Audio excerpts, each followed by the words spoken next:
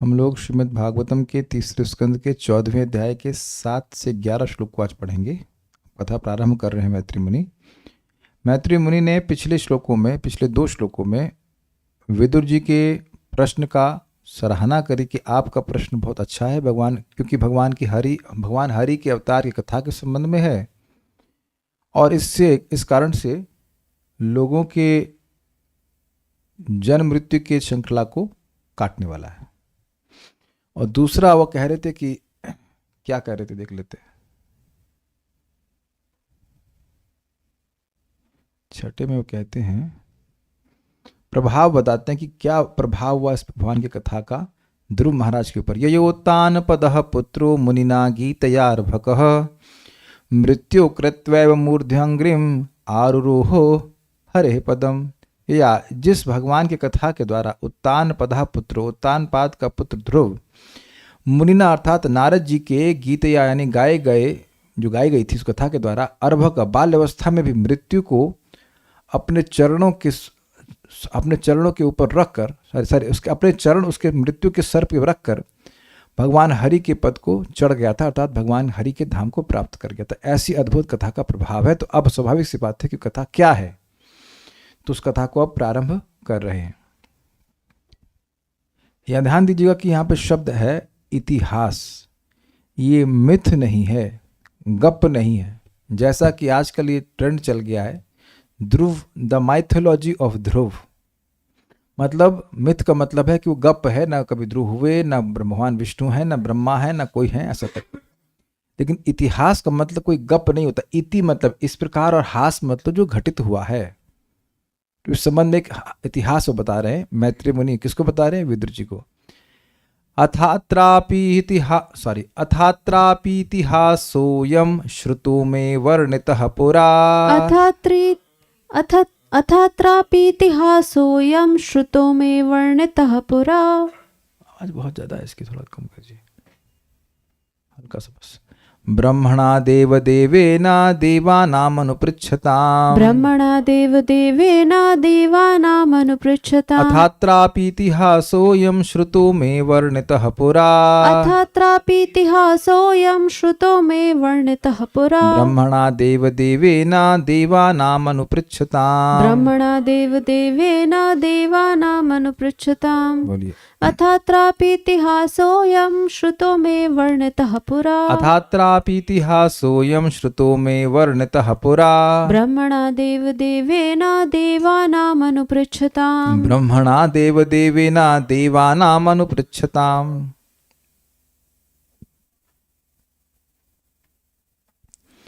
वराह रूप भगवान तथा हिरण्याक्ष असुर के मध्य युद्ध का यह इतिहास मैंने बहुत वर्षों पूर्व तब सुना था जब यह देवताओं के अग्रणी ब्रह्मा द्वारा अन्य देवताओं के पूछे जाने पर वर्णन किया गया था।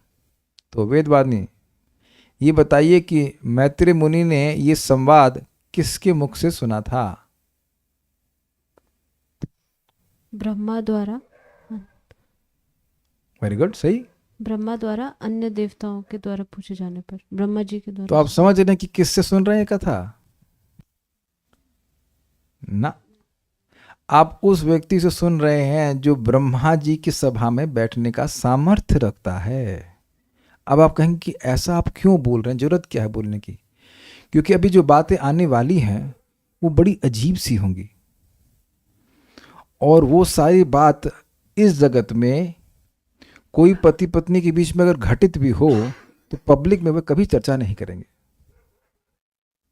आप लोग जो प्रसंग पढ़ चुके हैं वो सब जानते हैं, और जो भी पढ़ेंगे तो सबके मन में ऐसे ये क्या पढ़ा रहे हैं भागवत में। लेकिन ये समझना होगा कि इसमें इस बात जो भी बातें आएंगी इससे भगवान की कथा का प्रसव होगा, भगवान की कथा जन्म लेगी। और ये जो भी बातें सुनेंगे वो सब मृत्यु के पाश को खंडित करने वाली हैं। तो ब्रह्मा जी इस इतिहास को बताए हैं देवताओं के द्वारा पूछे जाने पर। तो उसी इतिहास को मैत्री मुनि वहां उपस्थित रहे होंगे, जैसे यहां बोल रहे हैं, और वह सुने थे और उसी को वर्णन कर रहे हैं। एक और शिक्षा क्या है? अपने मन से वह कुछ नहीं बोल रहे हैं, इतने बड़े भक्त हैं, बड़े भक्त भी नहीं, महाभागवत शब्द इनके लिए आया, महाभागवत मुनि, महाभागवत हैं, लेकिन उसी कथा को बता रहे हैं जो उन्होंने ब्रह्मा जी से पूर्ववर्ती अपने आचार्य से श्रवण किया है।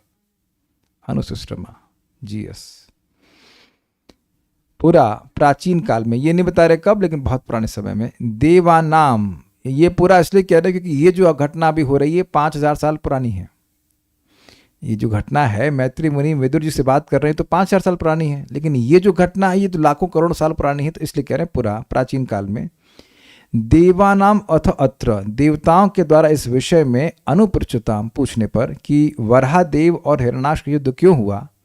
देव देवेना, देवताओं में अग्रणी, अर्थात जैसे यहाँ देवताओं के लोग पास लोग जाते हैं प्रार्थना करने के लिए, ऐसे देवता ब्रह्मा जी के पास जाते हैं, तो ब्रह्मा जी देवताओं के देवता हैं, इसलिए कह रहे हैं देव देवेना ब्रह्मणा, यानी ब्रह्मा जी के द्वारा वर्णित अयम इतिहास अपि में श्रुतः, कही गई ये कथा भी मैंने सुनी है, अपने मन से नहीं कह रहा। थात्र अपि इतिहासोयम, अब इस विषय में, यानी कि वराहदेव और हिरण्याक्ष के युद्ध के विषय में, अयम इतिहास भी, अयम इतिहास अपि, यह इतिहास भी, श्रुतो, मैंने सुना है, श्रुतो में मतलब मेरे द्वारा सुना गया है, वर्णितः पुरा, जिसे पहले बोला गया था, किसके द्वारा बोला गया था, ब्रह्मणा, ब्रह्मा जी के द्वारा। उनकी क्या विशेषता है, तो कह रहे देव देवेना, देवताओं के भी देव हैं।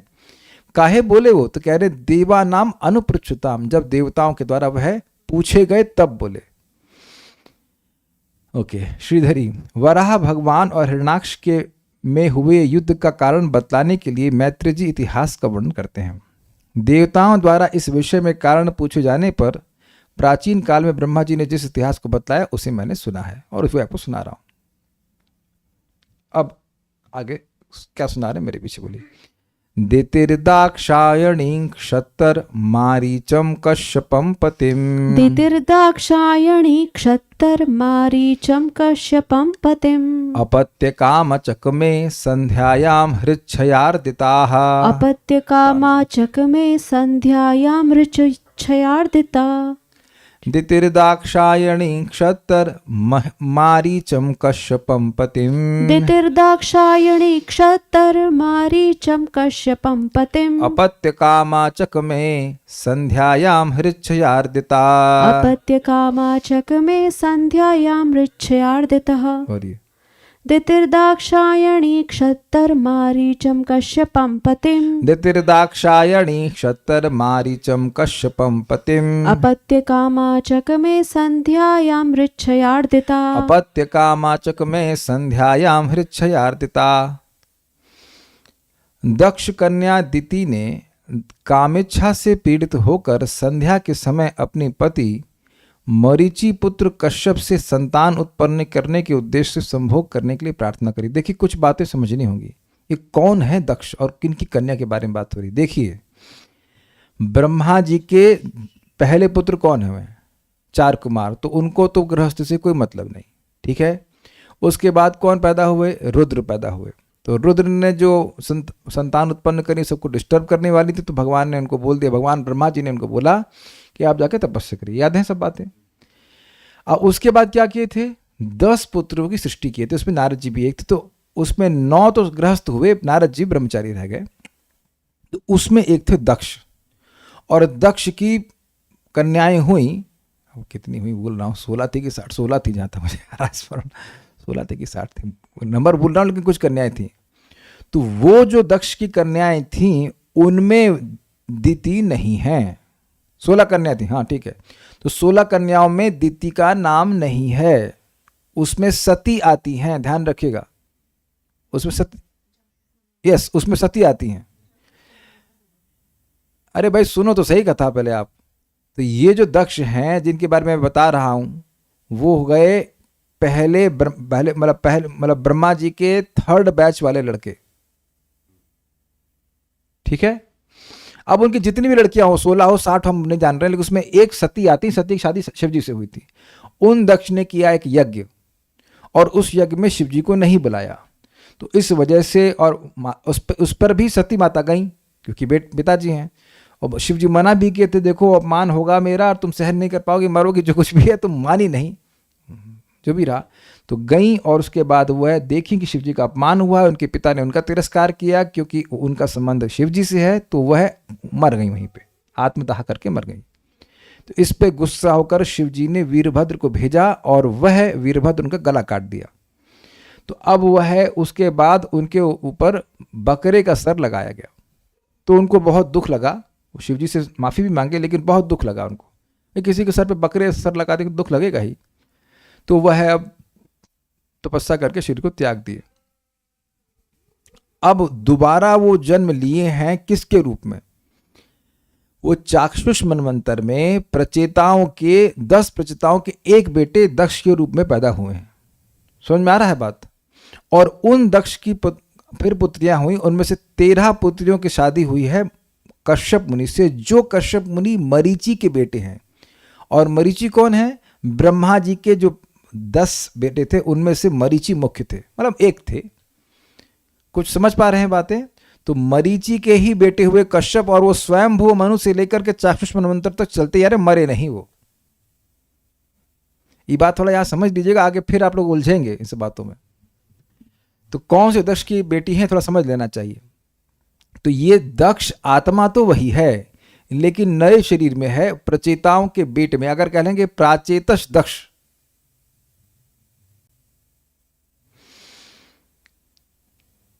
जो प्राचेतस दक्ष मतलब ब्रह्मा दक्ष नहीं, ब्रह्मा के बेटे दक्ष नहीं, जो प्रचेताओं के बेटे दक्ष थे उनकी बेटी थी दिति।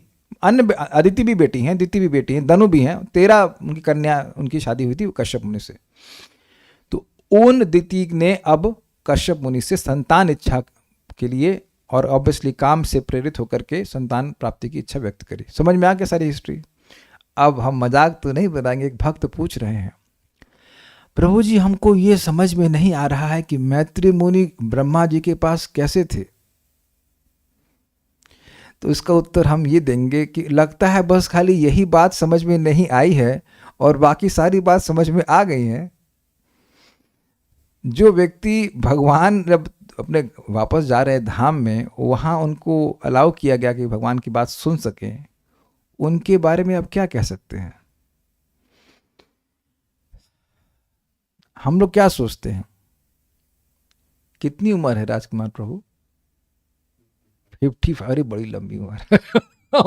यहाँ 55-60 को बहुत लंबा मानते हैं, कुछ भी नहीं है। तो हमारे लिए ये धारणा करना कि मैत्री मुनि वहाँ कैसे थे, कैसे पहुँच गए, क्या होगा, बड़ा मुश्किल है। जब आपने यह स्वीकार कर लिया कि 4 कुमार गंगा जी के रास्ते से गर्भ नीचे जाकर के वो संकर्षण भगवान से कथा सुन ली, तो फिर क्या दिक्कत है? ठीक है, तो अब हम आगे बढ़ते हैं। तो ये समझ में आ गया कि ये क्या हो रहा है। देखिए, एक भक्त ने भी प्रश्न किया, हम नाम रखकर डांटेंगे नहीं, लेकिन अगर आपने प्रश्न कर दिया तो उस प्रश्न को 6 बार मत दागिए। समझ रहे हैं बात? मैं प्रश्न देख लिया हूं, उसको उत्तर मैं क्लास के बाद दूंगा। ये नहीं अब प्रश्नोत्तर ही हो जाएगा, फिर क्लास कथा नहीं हो पाएगी ना। और आपका प्रश्न प्रासंगिक भी नहीं है, तो भी एक बार कर दिया बस सफिशिएंट, मुझे दिख जाता है वो। ओके। क्षतः, हे विदुर जी, दाक्षायणी दक्ष प्रजापति की पुत्री। वेदवाद ने बताइए कौन से दक्ष? प्रचेताओं के पुत्र। वेरी गुड, ठीक है, चाक्षुष मनवंतर। ठीक, गुड। ये बात ध्यान रखिएगा क्योंकि अभी आगे जाके आप सुनेंगे कश्यप मुनि शिव जी को अपना दामाद कहेंगे, तब मैं पूछूंगा कि दामाद कैसे हुए। तो दिमाग घूम जाएगा उसमें। अभी रुक जाइए, अभी तो सुनिए। यहाँ पे दक्ष प्रजापति की पुत्री दिति ने संध्या के समय ऋतशय का अर्थ लिया है काम। इसका क्या मतलब है? बहुत अच्छा अर्थ है इसका। ऋत मतलब हृदय और शय मतलब शयन करने वाला। तो अपने जीवन में हम देखेंगे कि हम लोग हमेशा कामातुर नहीं होते, हमेशा काम से प्रभावित नहीं होते हैं, लेकिन ये काम सोया रहता है। लेकिन कभी कभी हमारे पूर्व कर्म के वश या जो भी है संगत की वश ये काम जागृत हो जाता है। अब ये मत कहना कि अनुभव नहीं किया। सब अगर आप ऐसा कहते हो कि आपने कभी अनुभव नहीं किया है, तो या तो आप स्पिरिचुअल बॉडी में हैं और या फिर आप झूठ बोल रहे हैं। ओके, तो स्पिरिचुअल बॉडी में तो मुझे लगता नहीं कि अभी कोई है, तो अगर कोई ऐसा नहीं होता है तो वह झूठ बोल रहा है। दिस इज, जब देवताओं में ऐसा हो रहा है तो इंसानों का तो कहना ही क्या। हृत क्षय का, it can be not only for female और male association, can be for anything. Car चाहिए, ये चाहिए, वो चाहिए, चुपचाप बैठे एकदम से कोई भोग की इच्छा आ जाती है। इट कैन बी एनी भोग, कोई भी भोग, छूने का, देखने का, स्पर्श, कुछ भी हो सकता है। तो ये इसीलिए इसको हृत क्षय कहा जाता है, जो सोया रहता है तो वह जागृत हो गया। तो हृत क्षय यानी काम से अर्धितः पीड़ित होकर अपत्य कामा। तो देखिए इंटरेस्टिंग बात है, केवल वह कामुक थी ये बात नहीं है। अपत्य मतलब संतान की इच्छा से। पतिम मारीचम, अपने पति मरीचि नंदन कश्यप से चकमे अर्थात प्रार्थना की थी। अब बड़ी इंपॉर्टेंट बात है, प्रभुपाद जी, अब हो सकता कुछ लोग उससे सहमत ना हो, प्रभुपाद तात्पर्य में कहते हैं कि एक स्त्री की इच्छा होती कम से कम हाफ अ डजन किड्स, मतलब 6 बच्चे हो। पता नहीं I am not a lady, but Prabhupada से बोलते 6 बच्चे हो। तो खैर जो भी है, आजकल नहीं होता होगा, एक आध दो तो चाहते होंगे नॉर्मली। हाँ, एकदम नहीं चाहते सारे लोग, तो ऐसा नहीं कह सकते एकदम नहीं चाहते, चाहते हैं लोग, ये नेचुरल होता है बच्चों के लिए, सॉरी स्त्रियों के लिए। अब उस जमाने में लोग अधिक चाहते थे। भक्ति ठाकुर जी के कितने बच्चे, 13 बच्चे थे ना, 13 थे। हमारी दादी की 7 संतान थी। आप लोगों की भी किसी की होंगी, दादी की, चाचा की, 7, 6, 7 तो ऐसे रहता था। तो ऐसे मतलब जनरली इच्छा होती है, उनको अच्छा लगता है इस प्रकार से। तो अब बात क्या है, अदिति की संतान हो गई, अन्य इनकी जो सौत कहेंगे उनकी संतान हो गई, इनकी संतान नहीं हुई, तो इस कारण से विशेष रूप से पीड़ित थी। तो इसलिए एकदम से वो जो नेगेटिव भावना रखनी नहीं चाहिए कि एकदम कोई कामुक स्त्री थी और बस वैसे। लेकिन अब इतना इच्छा बढ़ गई कि वह समय भी नहीं देखी। संध्या का समय भगवान पे ध्यान करने के लिए होता है, ये मतलब ये सब काम इसके लिए नहीं होता। संध्या के समय सोना भी वर्जित होता है, एक्चुअली संध्या के समय खाना भी नहीं खाना चाहिए, उससे पहले ले लीजिए या उसके बाद में आप जो भी लीजिए, लेकिन बेस्ट है पहले ले लीजिए। लेकिन ये सब कार्य करने के लिए नहीं होता है। लेकिन एक श्लोक आप इसी में सुनेंगे, भागवत में सुनेंगे, कामातुरम न भयम न लज्जा। जब व्यक्ति कामातुर हो जाता है, काम से पीड़ित हो जाता है, तो वह अब ना तो किसी चीज का भय करता है और ना उसको लज्जा होती है। इसको भैया आप पूछेंगे, अभी देखिएगा, पूछेंगे अभी उनके पति पूछेंगे, तुमको लज्जा नहीं आ रही है? तो ये सब बातें, लेकिन we have to take it with a grain of salt. इसकी आगे की कहानी देखेंगे तो आप जानेंगे कि भगवान की इच्छा थी कि उनके पार्षद असुर के रूप में जन्म लें। तो इसलिए आवश्यक था ये कि गलत समय में संग हो, ताकि बहाना मिले कि इस समय होने से देखिए असुरवादी पैदा हो रहे हैं। अब आजकल तो कोई विवेक रखा नहीं जाता, तो अगर असुर पैदा हो तो उसमें आश्चर्य की बात नहीं है। दितिर दाक्षायणी शतर, हे शतर, हे विदुर जी, दिति जो दक्ष की पुत्री थी, मारीचम कश्यपम पतिम, मारीच के पुत्र अपने पति कश्यप को अपत्य कामा चक में बेटे संतान की इच्छा से उन्हें प्रार्थना करी। तो उसमें गलत किया है करती, तो कहते हैं संध्यायाम, संध्या के समय करी। संध्या के समय, संध्या के समय क्यों करी? क्या उनका विवेक नहीं था? तो कहते हैं हृत क्षयार्दिता, क्योंकि उनके हृदय में वो जो सोया रहता अर्थात काम, उसके द्वारा वह पीड़ित हो गई थी। तो ध्यान दे रहा हूं कि संग की कामना तो है, लेकिन सबसे बड़ी जो कामना है स्पष्ट है कि अपत्य कामा, संतान की इच्छा थी। So you can't just label Diti as a lusty woman और समथिंग लाइक दैट, बहुत अपराध बन जाएगा। वो भगवान की भक्त हैं, अब इस समय वो भगवान की इच्छा से इस अवस्थिति में है। देवताओं के प्रश्न को, श्रीधरी, देवताओं के प्रश्न को प्रस्तुत करने के लिए पहले हिरणाक्ष और हिरण्यकशिपु की उत्पत्ति का प्रसंग दिति इत्यादि श्लोक के द्वारा इस अध्याय की समाप्ति पर्यंत बतलाते हैं। मतलब देवताओं ने ब्रह्मा जी से क्या पूछा, क्यों पूछा, उसको बताने के लिए बता रहे हैं कि क्यों ये हिरणाक्ष हिरण्यकशिपु पैदा हुए। देखिए बात हम बता ही दे रहे हैं कि हिरणाक्ष हिरण्यकशिपु जब माँ के गर्भ में भी थे तो भी पूरे अंधकार में, पूरे विश्व में अंधकार छा गया था। तो इस पर देवताओं ने पूछा था कि ये क्या हो रहा है।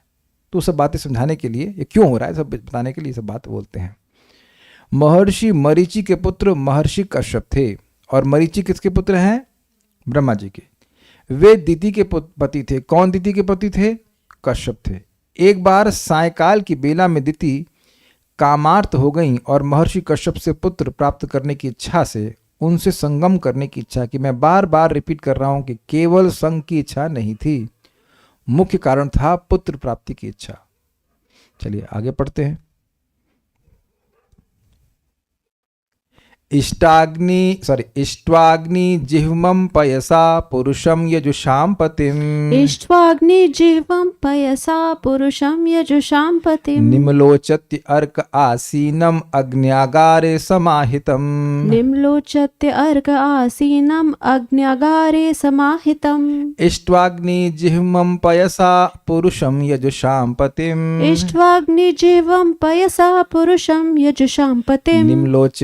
निम्लोचति अर्क आसीनम् अग्न्यागारे समाहितम्। निम्लोचत्यर्क आसीनम् अग्न्यागारे समाहितम्। बोलिए। इष्ट्वाग्नि जिह्वं पयसा पुरुषं यजुषां पतिम्। इष्ट्वाग्नि जिह्वं पयसा पुरुषं यजुषां पतिम्। निम्लोचत्यर्क आसीनम् अग्न्यागारे समाहितम्। निम्लोच्यत्य अर्क आसीनम् अग्न्यागारे समाहितम्।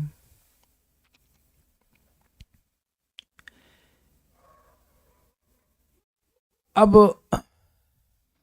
संध्या का समय तो था ही, उस समय उनकी काम इच्छा इतनी बलवती थी, उसको स्पष्ट करने के लिए कहते हैं कि जो उनके पति थे वो उस समय उस प्रकार के कृत्य को करने के लिए योग्य मतलब युक्त ही नहीं था उनके लिए। वो एकदम भगवान की समाधि में लगे हुए थे। उस समय डिस्टर्ब करना ऐसे कार्य के लिए ये बिल्कुल उचित नहीं था। ये समझा रहे हैं। समझ पा रहे हैं श्लोक क्यों बोल रहे हैं? पति एकदम भगवान के ध्यान में एकदम स्थित हो, अब्जॉर्ब हो, बाहर का उसको अनुसंधान भी ना हो, ऐसे समय में ऐसी इच्छा व्यक्त करना ये तो अपराध माना जाएगा ना। लेकिन काम से पीड़ित होने के कारण उनको कोई भय नहीं लगा। इस बात को समझाने के लिए कि ये जो कश्यप मुनि थे, सही बोला हाँ, कश्यप मुनि थे, ये इस समय बहुत पवित्र अवस्था में थे और उसी अवस्था में होना भी चाहिए। मतलब इवनिंग के समय में भगवान का ही ध्यान करना चाहिए। कीर्तन, आरती, पूजा, कथा का समय ही रखा गया है। सायं, प्रातः, ग्रहण इत्यादि। ऐसे समय में इंद्रिय तृप्ति का किसी, चाहे लीगल हो, लीगल को मतलब नहीं, लीगल इंद्रिय तृप्ति भी अलाउड बिल्कुल नहीं है, निषेध है। तो इस बात को समझाने के लिए कि वो भी जानती थी कि ये निषेध कार्य है, फिर भी क्योंकि कामार्थ थी इसलिए वह बोली। सूर्य अस्त हो रहा था, यानी कि संध्या का समय था, और मुनि भगवान विष्णु को, जिनकी जीभ यज्ञ की अग्नि है, आहुति देने के बाद समाधि में आसीन थे। अग्नि अगारे, अगार का मतलब होता है स्थान, अग्नि अगारे मतलब यज्ञशाला में। उस समय कश्यप ऋषि यज्ञशाला में, अग्नि अगारे मतलब यज्ञशाला, यज्ञशाला में तो अग्नि होता है ना, अग्नि के स्थान में। अर्क निम्लोचती, सूर्य के अस्त होते के समय, यानी कि उस समय वो यज्ञ कर रहे थे, यज्ञ की समाप्ति हो गई थी और सूर्य अस्त होने का समय था, अर्थात संध्या का समय था। यजुषाम जिह्वम अग्नि, यजुषाम मतलब यजुषाम पतिम मतलब वेदों के स्वामी अर्थात भगवान विष्णु, जो जिह्वम अग्नि, जिनकी जीव यज्ञ की अग्नि है। ये जिह्वम अग्नि विशेषण भी भगवान का है। उनकी जो यज्ञ की अग्नि है वो उनकी जिह्वा है, जिसके द्वारा भगवान उस आहुति को स्वीकार करते हैं। पुरुषम, श्री हरि का पयसा इष्ट्वा, आहुति से हवन करके समाहितम आसीनम, समाधि में बैठे थे। अर्थात यज्ञशाला थी, उसमें कश्यप ऋषि ने आहुति अग्नि में दी थी। वह अग्नि भगवान विष्णु की जिह्वा है। उन भगवान का आहुति देकर भगवान का वह ध्यान कर रहे थे। इसका स्पष्ट अर्थ है कि वह बहुत ही पवित्र भावना में थे, बिल्कुल पवित्र भावना में थे। इष्ट्वाग्नि जिह्वम पयसा, इष्ट्वा दे करके, जिह्वम अग्नि पयसा, जिनकी जिह्वा यज्ञ की अग्नि है, उसको पयसा अर्थात आहुति दे करके। पुरुषम यजुषाम पतिम, पुरुषम मतलब भगवान विष्णु को, जो यज्ञ के स्वामी हैं, वेदों के स्वामी हैं। यजुषाम मतलब यजुर्वेद, तो वेद के स्वामी जो हैं, उनको ऐसा करके, उनको आहुति देकर, निम्लोचति अर्क आसीनम, जब सूर्य नीचे की ओर जा रहा था, यानी कि संध्या के समय, उस समय वो बैठे थे। कहाँ बैठे थे? अग्नि आगारे समाहितम, यज्ञशाला में, अग्नि के आगार में, यज्ञशाला में, और समाहित होकर के बैठे थे। अर्थात उनका चित्त अब भगवान से कहीं जा नहीं रहा था। What amazing thing. जिस हम लोग प्रयास करते तो लगता नहीं और इनका चित्त जा नहीं रहा, तो ऐसे व्यक्ति ऐसी अवस्था में जहाँ चित्त पूरी तरह भगवान में लगा है, उससे ये प्रार्थना करना इस तरह की ये गलत होता। लेकिन ये क्यों बोल रहे हैं ये समझ में आया आपको? ये दिखाने के लिए कि उनको यह सब देखते हुए भी नहीं दिख रहा था कि इस समय हमारे पति से ये याचना नहीं करनी चाहिए। जस्ट टू इस ये वो कितनी काम से पीड़ित हो रही थी, इस बात को स्पष्ट करने के लिए ये बात बोली जा रही है। उम्मीद है कि आप समझ गए होंगे। श्रीधरी, वहां भी अग्निहोत्रशाला में, वहां भी का मतलब ऐसा नहीं है कि संध्या के समय वो बेडरूम में बैठे हुए थे, नहीं, वो पवित्र स्थान में बैठे हुए थे। वहां पर मतलब वो देखी नहीं कि कहां बात बोल रहे हैं। और उस समय जब मुनि समाहित थे, सूर्यास्त की बेला थी, यानी संध्या का समय था।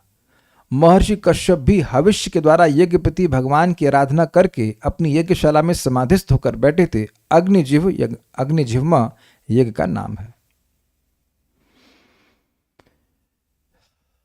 जैसे इस समय आप लोग श्रीमद् भागवतम का श्रवण कर रहे हैं और कोई आपसे पेमेंट की बात करे, फॉर एग्जाम्पल कि ये पेमेंट दे दीजिए, वो कर दीजिए, तो आपको थोड़ा क्रोध ही आएगा कि अरे भाई भागवत सुन लेने दो, घंटी भर की बात है, उसके बाद कर देंगे पेमेंट, तुम भेज दो मैसेज, हम बाद में देख लेंगे। अग्रीड है ना? विक्षेप हो जाएगा। और आप कार्य बहुत बड़ा कर रहे हो, उसमें विक्षेप हो जाएगा, है ना? चना जोर गरम कोई खा रहा हो, उसे कहो कि भाई 500 रुपये दे दो या हमारा कुछ, तो कोई बड़ा अपराध नहीं माना जाएगा। लेकिन जब कोई व्यक्ति जप कर रहा है, वो बड़े एकाग्र होकर जप कर रहा है या भागवत की बात बोल रहा है, उस समय विक्षेप होना एक बहुत बड़ा अपराध माना जाएगा। परम पूज्य राधानाथ महाराज के पास महाराज जप कर रहे थे और किसी ने, कोई उनके शिष्य आए, बोले कि महाराज आपका टिकट है, एयर टिकट, जो भी कुछ टिकट के बारे में पूछ रहे, महाराज के टिकट के बारे में पूछ रहे थे, तो वो कहे यही समय है बात करने का। Very intense. तो मैं एग्जाम्पल दे रहा हूं कि एक बहुत महत्वपूर्ण कार्य, कोई जीव भगवान पे का ध्यान कर रहा है और उस समय तो उसे और कोई भी बात बोलना अपराध ही है, और अब ऐसी बात कहना, तो वो समझ गए होंगे कि क्यों कह रहे हैं इसको, उनका कश्यप ऋषि का वर्णन क्यों कर रहे हैं। इससे एक और बात है कि कश्यप ऋषि यद्यपि दीदी की इच्छा को पूर्ण करेंगे, लेकिन उनको एक कामुक पति की तरह नहीं ग्रहण करना चाहिए। ये ध्यान देना कि तुरंत व्यक्ति अपने हिसाब से जज करना शुरू कर देता है। नहीं, इनका ये कितने महान व्यक्ति हैं, भगवान पे ध्यान कर रहे हैं और ये रोचक काम है उनका। तात्पर्य, अग्नि को भगवान विष्णु की जीभ माना जाता है और अग्नि में अन्न तथा घी की जो आहुतियां डाली जाती हैं वे उनके द्वारा स्वीकार की जाती हैं। यह उन सभी यज्ञों का नियम है जिनके स्वामी भगवान विष्णु हैं। दूसरे शब्दों में भगवान विष्णु की तुष्टि में सारे देवताओं तथा अन्य सभी जीवों की तुष्टि सम्मिलित होती है। तो बिल्कुल स्पष्ट है। अब दिति ने क्या कहा वो हम देखते हैं। ये काफी इंटरेस्टिंग श्लोक है। दितिरुवाच एष मां त्वत्कृते विद्वन् काम आत शरासनः। एष मां त्वत्कृते विद्वन् काम आत शरासनः। दुनोति दीनां विक्रम्य रंभामिव मतंगज। दुनोति दीनां विक्रम्य रंभामिव मतंगजः। श्रीधर स्वामी पाद कहते हैं कि 10 और 11 में वह उनकी दिति की दैनिक दीनता को सूचित किया जा रहा है, और उसके आगे 4 श्लोकों में उनकी प्रागल्भ, मतलब बहुत ज्यादा बोलेंगी, उसको सूचित किया जाएगा। समझ रहे हैं? तो उस अर्थ में आप ग्रहण कीजिएगा। दितिरुवाच एष मां त्वत्कृते विद्वन् काम आत शरासनः। एष मां त्वत्कृते विद्वन् काम आत शरासनः। दुनोति दीनां विक्रम्य रंभामिव मतंगजः।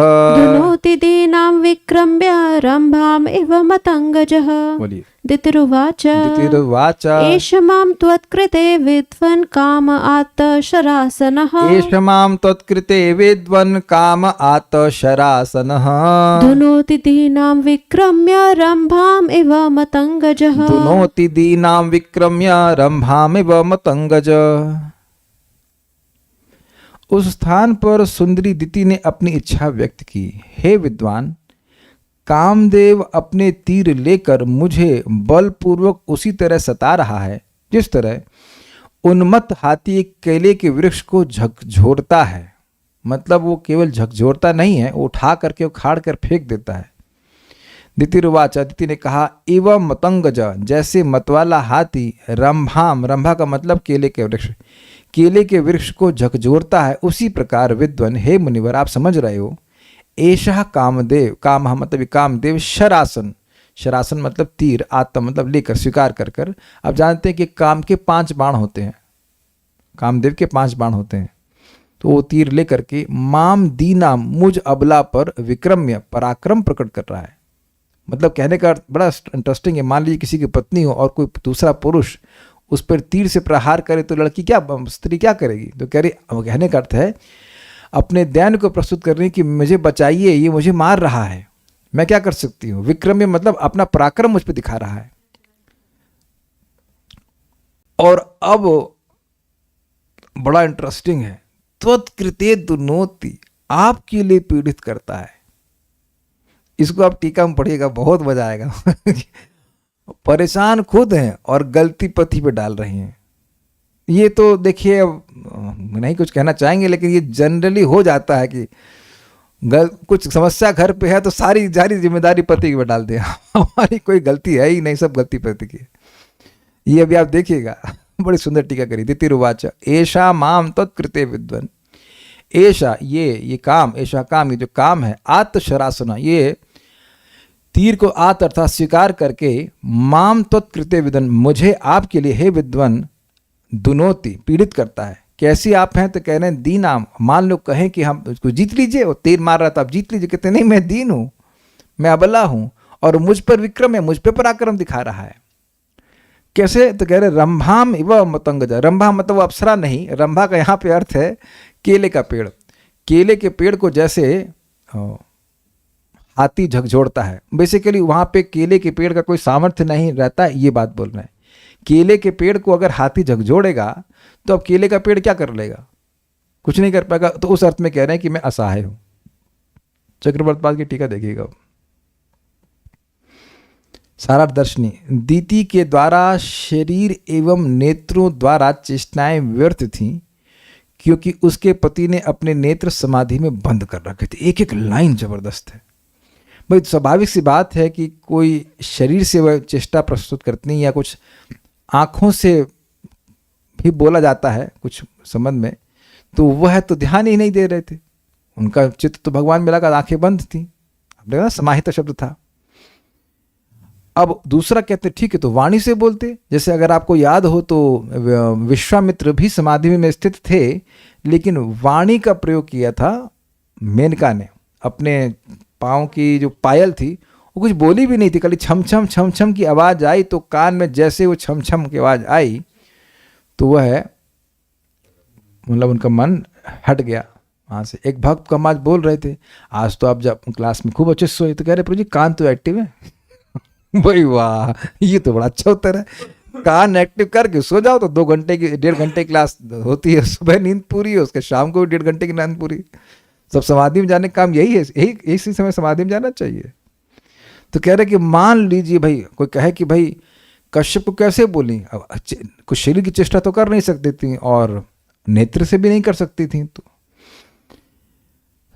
कह रहे वाणी से किया होगा। तो कह रहे वाणी के प्रयोग में भी शब्द और अर्थ के द्वारा प्रकट संकेत ऐसे कश्यप जी को विचलित करने के लिए पर्याप्त न थे, जो कि परमेश्वर के ध्यान में अभिनिविष्ट थे। कहने का मतलब है अगर वाणी से भी कुछ वह काम को प्रस्तुत करती तो वह उससे विचलित नहीं होने वाले थे, क्योंकि उनका मन भगवान में लगा था। ये बात कह रहे हैं।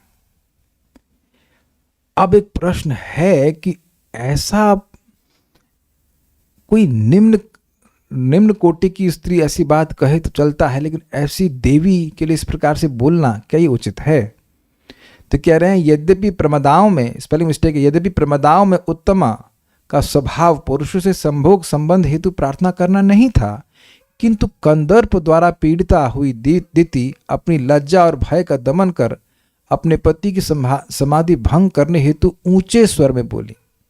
मतलब ऐसा, मतलब थोड़े से सॉफ्टली नहीं बोली, ऐसा बोली कि उनके पति को सुनाई पड़ जाए। ये बात है, ये इंटरेस्टिंग है। एषः कामा अर्थात यह काम प्रत्यक्ष रूप से देखा जा सकता है। अब देखिए, इसको हम लोगों ने कई बार सुना है, कई बार ऐसा बोला गया एषः भगवान कृष्ण, यह भगवान कृष्ण। भीष्मदेव जी इस तरह से बोले हैं, यहाँ पे बोला ऐसा, जब कोई बोलता है तो उसके लिए ऐसा समझ सकते हैं कि वो उंगली दिखा के बोल रहा है। ये देख रहे हैं ना आप, जैसे मतलब ना, ये देख रहे हैं लैपटॉप, या ये देख रहे हैं, ये तो जब ये देख रहे हैं, इस तरह की भाषा का प्रयोग होता है, तो उससे ये स्पष्ट होता है कि ये वो वस्तु जिसको इंगित किया जा रहा है बिल्कुल सामने हो। तो ये जो कंदर्प है अर्थात काम, वो ऐसा काम है ऐसे प्रस्तुत करने की जैसे बस अब दिख रहा है ना, ये तो बिल्कुल प्रकट दिख रहा है कि मुझे काम पीड़ित कर रहा है, ऐसा कहने का आशय है। यद्यपि काम को अनंग कहते हैं। अनंग क्यों कहते हैं? क्योंकि इनका अंग नहीं है। इनको शिव जी ने जला दिया था, तब से सूक्ष्म रूप में रहते हैं, ये स्थूल रूप में नहीं रहते हैं, दिखाई नहीं पड़ते हैं। फिर भी ऐसा कहती हैं कि एषः काम, अर्थात ये काम, मतलब बिल्कुल इसे मान लो प्रकट दिख रहा है ये चीज़ है। हाँ, अब देखिए त्वत्कृते है, तो कह रहे हैं तुम्हारे साथ और आपके साथ संसर्ग के लिए पीड़ित कर रहा है। अब आगे देखिए, यदि मैं अकेली होती तो ये काम मेरा क्या कर सकता था? इसके द्वारा उन्हीं पति पर दोष लगाया गया। ये बड़ी हद हो गई कि भाई अब उनसे कहा गया, पूछे भाई सारी तो अभी पत्नियां नहीं बोलनी, आप ही काहे बोल रही हैं? तो ये लॉजिक नहीं है। अपना पीड़ित हैं, लेकिन कह रही देखिए हमारा मन और कहीं आपकी वजह से जा रहा है, आपकी वजह से हमारे मन में काम जागृत हो, आपके लिए हमारा काम जागृत हो रहा है, तो जो गलती वो पति पे डाल दे रही। तो ये परंपरा मतलब पुराने काल से चलता है, सारी गलती किसकी? पति की गलती है। भाई एक गलती कर दी शुरुआत में वो विवाह वाली, तो उसके जो एक गलती होगी उसके बाद तो सारी गलती उन्हीं की है ना। अरे हम विनोद में बोल रहे हैं, ऐसा नहीं, लेकिन ये कभी कभी देखा जाता है कि सारी गलती पति की हो जाती है, बेचारा क्या करे। अब बताइए क्या गलती है? वो चारे समाधि में बैठे हुए हैं, कुछ नहीं, लेकिन जबरदस्ती बोलना त्वत्कृते। त्वत्कृते हमको बड़ा मजेदार लगा था भाई, त्वत्कृते कुछ नहीं, वो तो अपना मस्त मतलब भगवान का भजन कर रहे, कह रहे आपके पर हो रहा है। अच्छा, उसके बाद कह रहे हैं कि अगर वो आप पर तीर चला रहा है तो अपनी रक्षा करिए। तो कह रहे हैं दीनाम दुनोती, मैं दीन हूं, ये मुझे कष्ट दे रहा है। अब ये तो बुरा नहीं मानेगा भाई, हमारे ऑडियंस बहुत सारी माता जी का ब्रह्मास्त्र है, मैं क्या कर सकती हूँ, मुझे बचाइए, मेरी रक्षा करिए। ये टेक्निक है। हमारे परम पूज्य भक्ति विश्राम माधव महाराज जब तो शरीर छोड़ दिए, तो वह बताते थे कि तुलसी महारानी यूजेस दिस फीमेल साइकोलॉजी। क्या फीमेल साइकोलॉजी? देखिए यद्यपि वो दिव्य हैं और उनको आपकी कोई सेवा की जरूरत नहीं है, लेकिन फिर भी वो प्रस्तुत करेंगी कि मैं सूख रही हूँ, मेरा ध्यान रखो। तो अरे हाँ तुलसी जी सूख रही हैं, तो जल देंगे, और उसके बाद जब आप उनको जल देंगे तो फिर वो आपको भगवान के चरणों में अर्पित कर देंगे।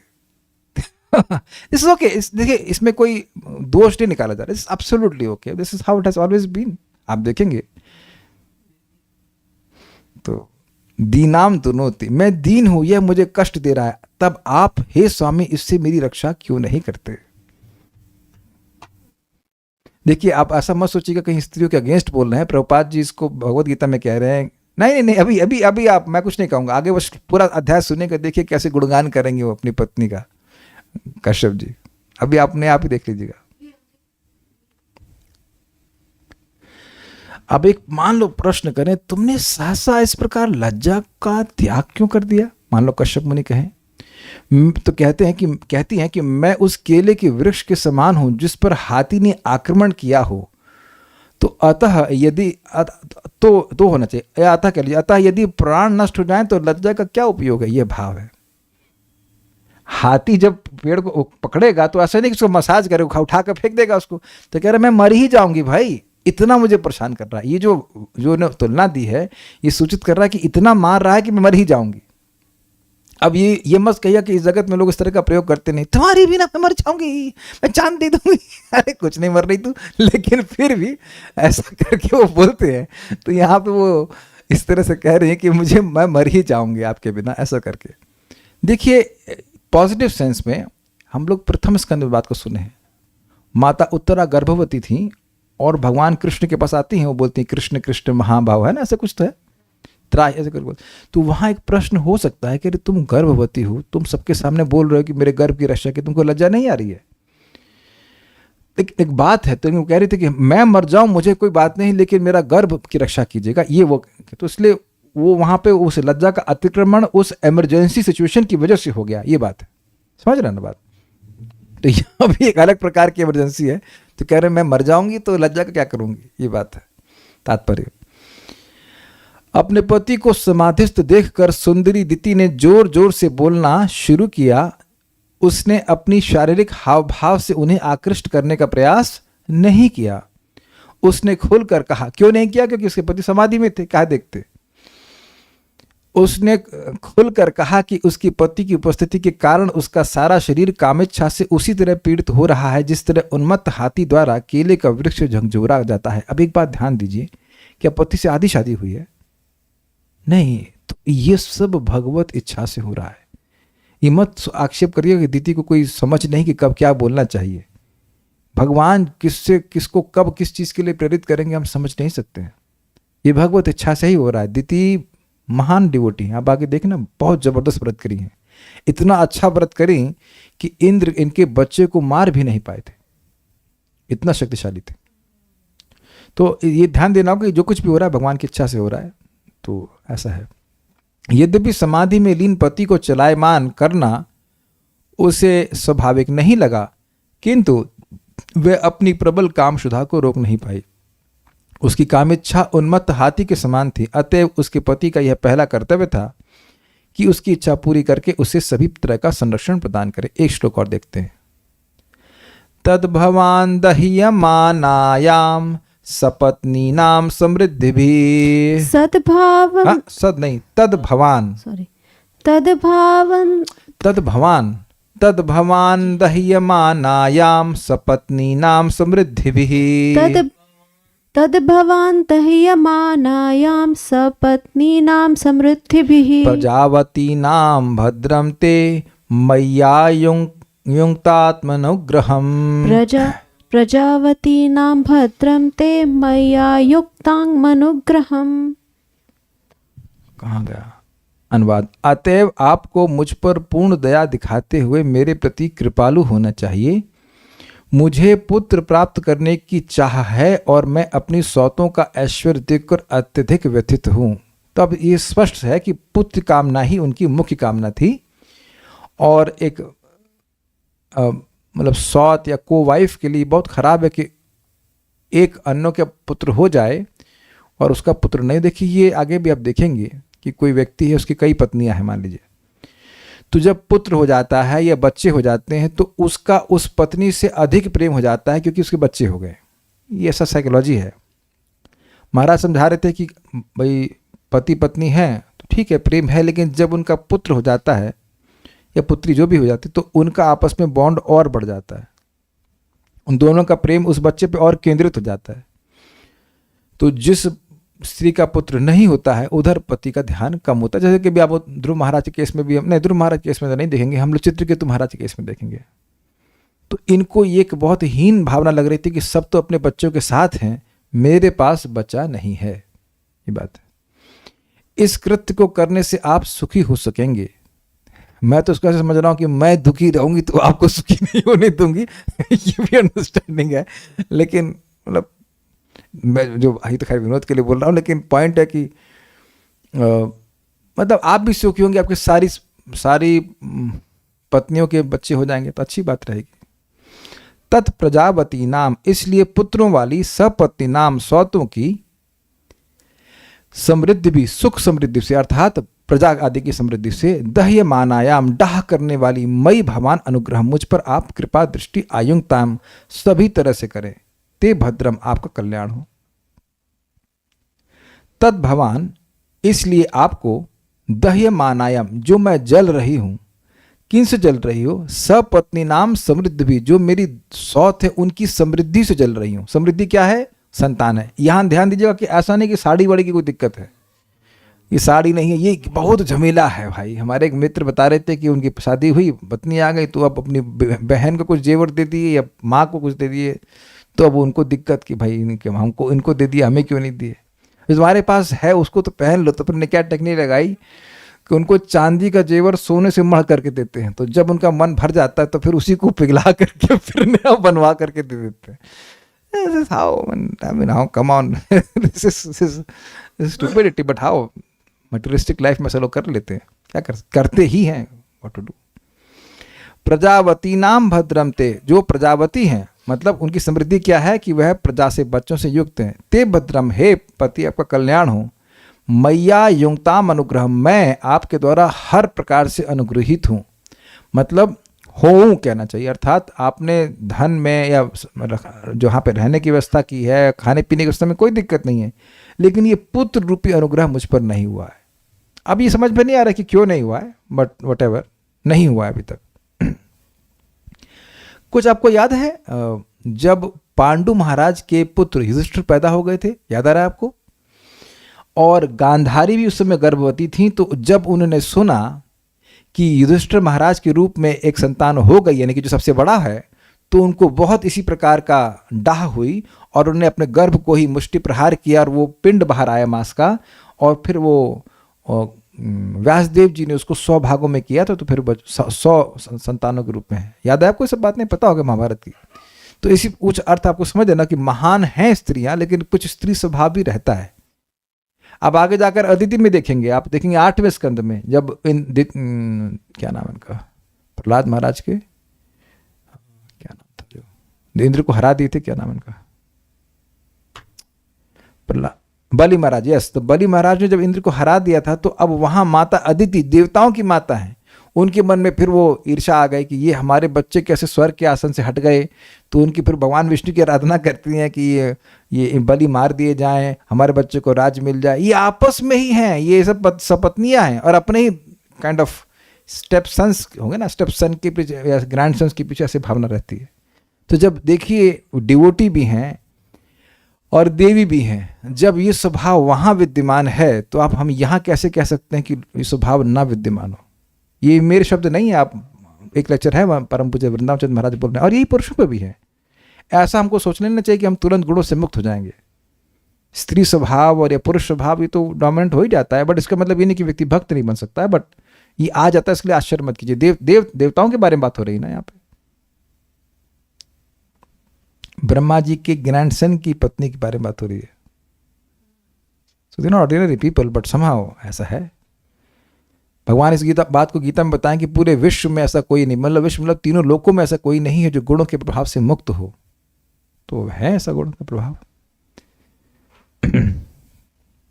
मुझ पर अनुग्रह कीजिए। अनुग्रह का अर्थ स्पष्ट है। श्रीधरी, आयुंक्षताम अर्थात आप मुझ पर अच्छी तरह पूर्ण रूप से कृपा करें, अर्थात संतान प्रदान करें। सारा दर्शनी, मैं केवल भोग वासना से ही पीड़ित नहीं हूं, अपितु मुझे पुत्र की भी तीव्र इच्छा है। अतः आयुक्ताम अर्थात मुझ पर पूर्ण कृपा करें। स्पष्ट है। तात्पर्य, भगवद गीता में संतान उत्पत्ति के लिए संभोग को धर्मोचित बताया गया। धर्म विरुद्ध भूतेषु कामोस्पि भरतर्षभ, किंतु केवल इंद्रिय तृप्ति के लिए कामोन्मुख होना उचित नहीं है। तो इस बात को बता रही हैं कि मैं ऐसा नहीं कि केवल कामोन्मुख हूं, अपितु संतान चाहती हूँ। संभोग के लिए अपनी पति से दिति की याचना में ऐसा कुछ नहीं था कि वे कामिच्छा से पीड़ित थीं, अपितु वह पुत्र चाहती थी। तो पॉइंट क्या कि वो केवल कामिच्छा से पीड़ित नहीं थी, तो वो संतान चाहती थी, ये कामना थी। चूंकि उसके कोई पुत्र ना था, इसलिए वह स्वयं को अपनी सौतों की अपेक्षा हे समझ रही थी। ध्यान दीजिए कि कश्यप ऋषि नहीं समझ रहे थे, लेकिन ये समझ रही थी। अतः कश्यप से अपेक्षा की जाती है कि वे अपनी प्रामाणिक पत्नी को तुष्ट करें। तो स्पष्ट हो गया। अब कोई प्रश्न है किसी भक्त का तो मैं देख लेता हूं। रुद्र शिव जी ही हैं? हाँ जी। आई कैनॉट अंडरस्टैंड, नहीं हो गया। दक्ष की जो बात हो रही है, इन्होंने नारद जी को श्राप दिया था, वही दक्ष हैं? जी हाँ, बिल्कुल वही दक्ष हैं। नए वाले? हाँ ठीक है, आत्मा वही है, खाली शरीर चेंज हो गया है। कंदर्प का मतलब काम होता है। कंदर्प एक ग्रह भी पढ़ा था मैंने कश्यप संहिता में, वो भी अलग अलग है। नहीं, सिंपल सी बात है, कंदर्प मतलब Kamadeva. Okay, so will stop now. Srimad Bhagavatam की जय, श्रील प्रभुपाद की जय, निताय गौर प्रेमानंदे।